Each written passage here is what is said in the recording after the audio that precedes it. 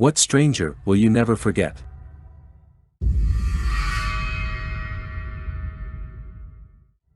The lady who very well might have saved me from being molested, or worse. My mom had some errands to run downtown, so I had asked if I could walk to the 7-Eleven and then go wait at the library. Sure, no problem. I was 12 to 13, I didn't need constant watching. So I was sitting outside of the library on a bench, drinking the largest sized Slurpee, when a man approached me. He gave me very bad vibes. He asked me what I was doing there all alone, and I told him my mom was coming to pick me up in a few minutes. He sat down uncomfortably close to me on the bench. I scooted away, but he kept scooting closer. I should have got up and gone into the library where there were other people, but I was dumb.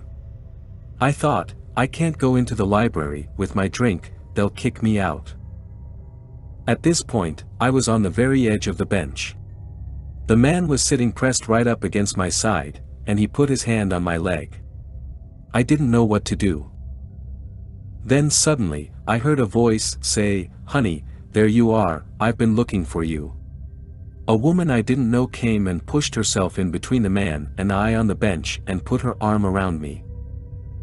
"This is your mom?" the man had asked. "Yeah, this is my mom.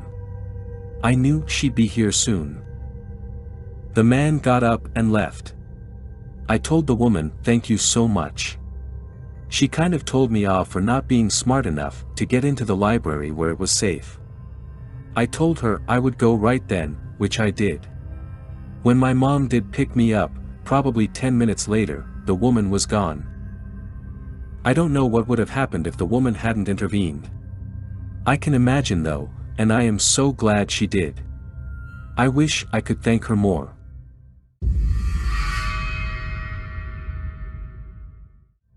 My mom, dad, and I were driving through Arches National Park and were at the visitor center waiting for my dad to come out on a really hot day.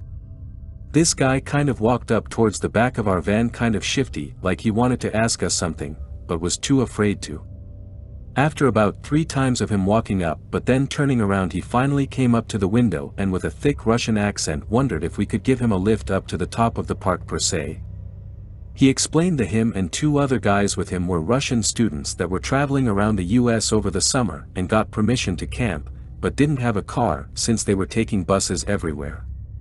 My mom told him to wait for my dad and ask him since he was the driver and might not be too happy to see we picked up some extra bodies. Dad was cool with it and we got them and their packs in our van, which was packed already since we were doing a West Coast road trip after I graduated high school. One of the guys sat on the floor and was happy they didn't have to walk several miles in the heat and elevation changes. So as we are driving through the park, these guys are just as chatty as can be, and I've never really interacted with anyone from another country on such an intimate level, so I had a zillion questions. It turns out all these guys are PhDs that were taking the trip together. Super friendly guys and extremely grateful for the lift. They tried paying my dad, who refused, which in turn turned into a typical Minnesota nice exchange of one party insisting on paying and the other flat out refusing to take payment. Since it was a hot day, we told them to reach into the loaded cooler and take whatever they wanted. One of the guys said they would just share a 20-ounce bottle of pop, and we of course weren't going to let that happen and made them take 2 cold drinks apiece. We got to the top, dropped them off, said our goodbyes and continued onward. I'll never forget those guys.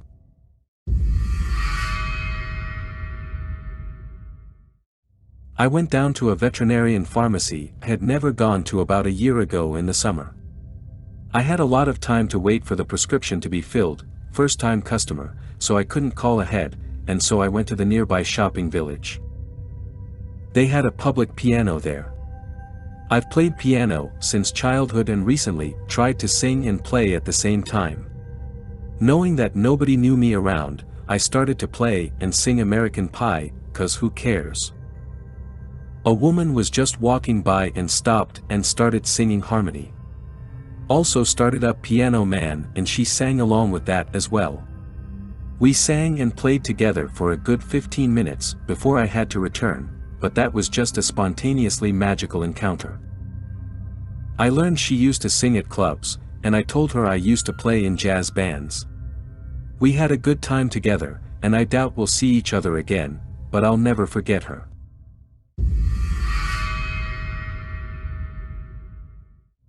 When I was 19, I was in Kmart when I found a pack of Merit Light 100s, old lady cigarettes, in a small, leather case with a gold clasp, old lady cigarette case. Tucked inside was about $400 cash, old lady Social Security money. I walked straight to the front customer service desk to turn it in. There was already an old woman crying to a cashier and a security guard, very upset. Understandably. I said very clearly, "Ma'am, is this yours?" I found it on the floor. I don't know why it went wrong, but it was immediate. The old woman accused me of stealing it, but never accounted for me returning it. I was immediately scared. She reared on a dime, the tears turned to venom and volume. I was a timid kid, and probably a little high, to be honest. But she was enraged. I found it on the floor. I said so repeatedly. Then I got mad and turned to walk out with a "fuck you," anxious at the scene. She gripped my arm like a harpy eagle, the security guard took the other, and I was suddenly struggling, where seconds before I was proud to be doing a good deed. The cops were there fast enough that none of us had stopped shouting. Embarrassingly, I was in tears, and probably a little high, to be honest. I have to say the cops were actually great. They separated us and I could tell he believed me almost immediately, but she was still insisting that I stole it from her purse as I walked out with every eye in the store burning my tear-stained cheeks, humiliated and embarrassed. I was such a little pussy. The whole thing still makes me cringe, so I probably still am.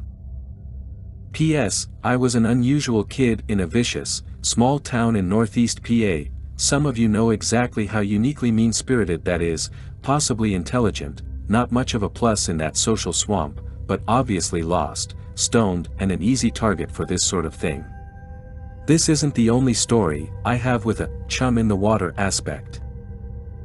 That was a very long time ago. I left that town behind long ago.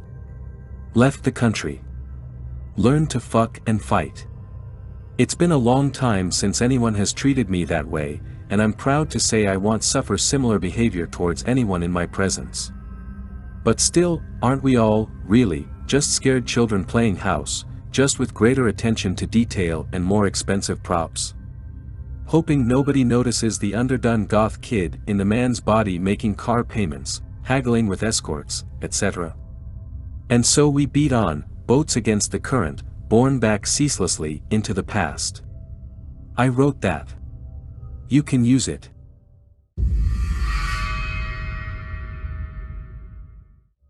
I went on an absolutely wild ride for my 21st birthday. I was totally blasted by the end of the night with barely an understanding of what my name was, much less how old I was. Anyways, on our way home, me and my big group of friends rented a limo for the night, no drunk driving here. I had to take a piss, but it was late and nowhere was open. So the driver stopped in a mall parking lot and I just relieved myself in by a light post. It wasn't until the next morning that I realized I couldn't find my phone. I had no idea what happened to it, but my girlfriend got a call later that day from my number. Turns out one of the street cleaner/maintenance guys for the mall had found my phone and it was his daughter calling to say they had found it, as her father didn't speak English. I explained the situation and offered to come pick it up, but she said it was fine and they would mail it. A few days later I received my phone in the mail with a happy birthday card. They could have just kept the phone and sold it, or he could have just turned it in somewhere like a homeless shelter or the mall's lost and found at the security office, but he didn't. He and his daughter took the time out of their day to go to the store, get a birthday card, pack it and my phone in an envelope, run out to the post office, and mail it to me. It's an act of kindness I'll never forget. Especially considering I had just pissed all over the street he had to clean.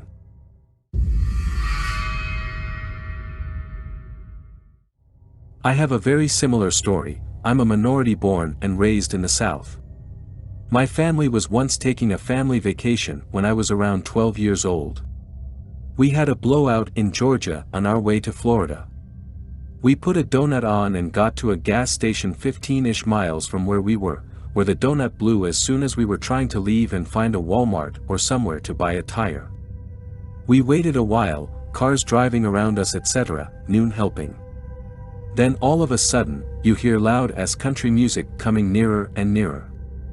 Then you see it. It was a lifted 1980s Dodge Ram, with 2 Confederate flags mounted in the back. Dude hops out of his truck, wearing his Confederate flag trucker hat and flannel shirt with the arms cut off. He is what you imagine when you have to imagine the most redneck person ever. His belt buckle was fucking huge, he had cowboy boots on etc. Anyway, dude comes over and we are expecting him to be racist AF, but instead, he grabbed some chains and rigged the car to be towed behind his truck. He drove us to Walmart and bought us a new tire, refusing to let us pay or give him any money for the help, and then we were on our way. I'll never forget him peeling off singing to some Tim McGraw.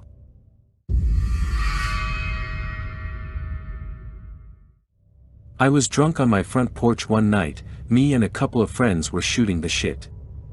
I lived in a rough neighborhood at the time. Lotta homeless people, but most of them were decent people just down on their luck. Anyway, I see a homeless guy walking by my house and I holler out to him, "Yo man, you want a beer?" And he's like, "Man, hell yeah, thank you." So he comes up into the yard, I give him a beer and an extra one for the road. He starts going on about how he misses his son and how he never gets to see him anymore.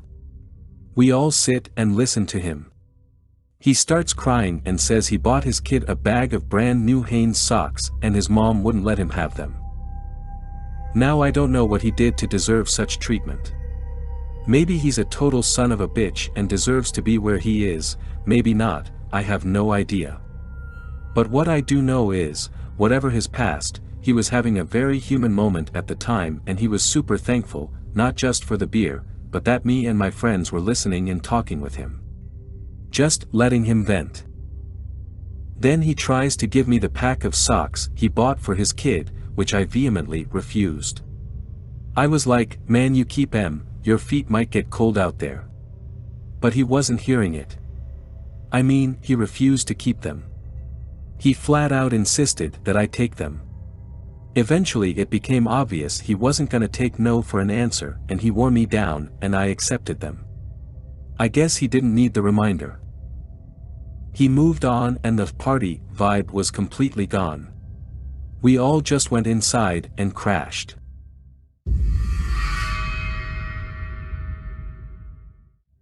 About a year ago, I fell off the wagon and was back to drinking heavily every night. In about July, some random dude from the apartment complex said he was homeless but crashing on his buddy's couch for the weekend, was walking by. I offered him some beer and smokes to keep me company sinky. It was late night outside and I was spooked. He told me about his current life issues and how alone and unsupported he felt. We talked for hours. In November I happen upon him again, but he's dressed much nicer and has a bounce in his step. He explains that talking to me that night really helped him get his ass into gear. He gave my drunk ass that look, said, "If I can do it, you can. You're never alone." I'm nearly 2 months sober again with zero interest in picking up a bottle. I've officially started therapy, and have clear but manageable goals laid out to help me move forward.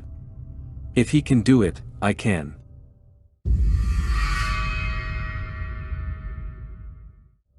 Cast me back about 9 years ago. I had got my first vehicle and got my license.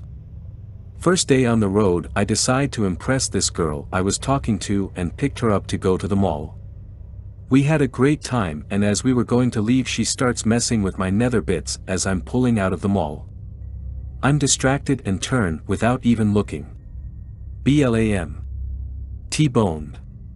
My truck was relatively undamaged, but the guy's car was absolutely fucked up. I start panicking. I hop out, and I'm a big dude. I've always been large, 6.03 tall and 200 plus pounds. And this guy is big, like built. And I'm like, oh fuck me, he is gonna beat my ass. I ask him if he is alright. Yeah man, we good, y'all good? I nod and ask, what do we do? We call the police, that's all, and in my head that means I'm going to jail or something, so I freak out, have a breakdown and start crying. I'm a kid, that feels way in over my head. I'm sobbing, telling him I'm sorry, I wasn't paying attention, and I'm rattling on and on and on. Out of nowhere this man just grabs me in a huge hug. Like, embraced me. Put his hand on the back of my head and said, bro, it's all good. Calm down. It's just a car, we pay out the ass for insurance for a reason. It's just an item, everyone gonna walk away fine. Homie, is all good, take a breath. And the dude just kinda held me for a minute.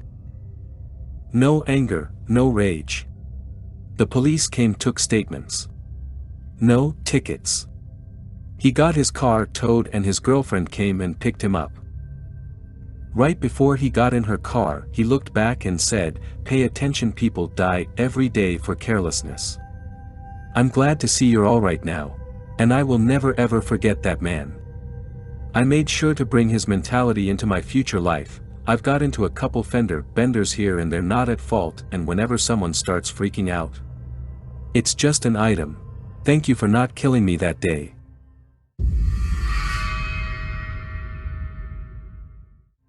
I volunteer at a suicide hotline. Some guy, Bob, called in and we started talking about his home situation. Nothing absolutely horrendous.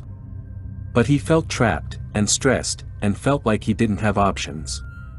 When people use language like that, our training says we should ask if they are thinking of suicide.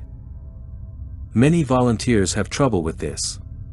But if you mention suicide to someone who is not suicidal, it doesn't make them more suicidal, they just correct you and say, no. I feel more like XYZ. So I asked Bob, you're using a lot of language that people use when they're thinking of suicide. Are you thinking of suicide? There was a pause. And then a huge wail. I could hear so much pain in his voice. I listened to him cry for at least 5 minutes. I've talked to people who had suicidal ideation before, it would be better if I were dead, kind of thinking, but with no plan. Bob said yes, he was considering suicide, and we talked it out a bit more. After the pause and wail, that was the most concerned I've ever been for a human being outside my family. This wasn't just talking, I felt like he had already made up his mind about it, which was so scary. I only know what he told me. I know he was in his car parked somewhere. I know we got a few short laughs out of each other and we made some plans for him. Plans are important because it gives you a sense that if he has something to do, to plan for, he can't commit suicide. Anyway, he truly is a stranger, I don't know his real name or what he looks like. I just know his story, and I know that he was in immense pain that day. He had a particular kind of accent, and, whenever I meet someone with that same accent, I think of him and hope he's okay.